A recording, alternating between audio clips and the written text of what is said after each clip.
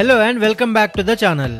దేశవ్యాప్తంగా ఎంతో మంది అభిమానులు ఎదురు చూస్తున్న ప్రో కబడ్డీ లీగ్ 2025కి ముహూర్తం దగ్గర పడుతుంది. అయితే మన తెలుగు వారికి గర్వకారణంగా నిలుస్తున్న తెలుగు టైటాన్స్ టీం ఈ రాబోయే 12వ సీజన్ కోసం కొంతమంది ఆటగాళ్లను రీటైన్ చేసుకున్నారు.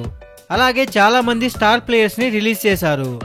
అయితే ఇప్పుడు ఈ వీడియోలో తెలుగు టైటాన్స్ టీం రీటైన్ చేసిన ఆటగాళ్లు అలాగే విడుదల చేసిన ఫుల్ ఆటగాళ్ల జాబితాను క్లియర్ గా తెలుసుకుందాం. సో ఫ్రెండ్స్, వీడియో చాలా ఇంట్రెస్టింగ్ గా ఉండబోతోంది. ఎక్కడా కూడా స్కిప్ చేయకుండా లాస్ట్ వరకు అయితే చూడండి. అలాగే మన ఛానల్ కి ఎవరైనా కొత్తగా వచ్చిన వాళ్ళుంటే పీకేఎల్ అప్డేట్స్ కోసం, తెలుగు టైటాన్స్ అప్డేట్స్ కోసం సబ్స్క్రైబ్ చేసుకోండి.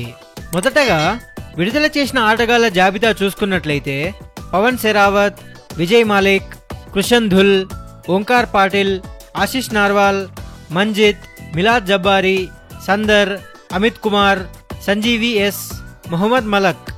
ఇప్పుడు రీటైన్ చేసుకున్న ఆటగాళ్ల జాబితా చూసుకున్నట్లయితే శంకర్ భీమరాజ్ గడాయ్, అజిత్ పాండురంగ్ పవార్, అంకిత్, ప్రబుల్ జవారే, సాగర్, చేతన్ సాహు, నితిన్, రోహిత్.